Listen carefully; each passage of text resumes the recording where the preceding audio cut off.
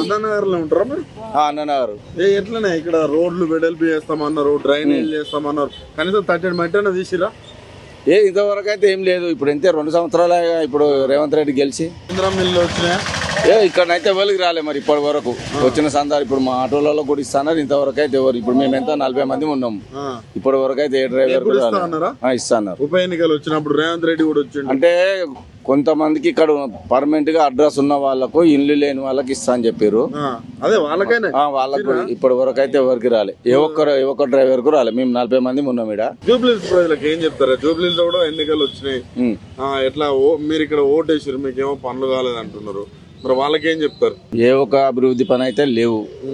ఇప్పుడు నాకు ఊళ్ళో భూమి ఉంది. అప్పుడు కేసీఆర్ ఉన్నప్పుడు అయితే నాకు సంవత్సరానికి 24,000 వచ్చేది. ఇప్పుడు అలా సగం కట్ చేసిండు.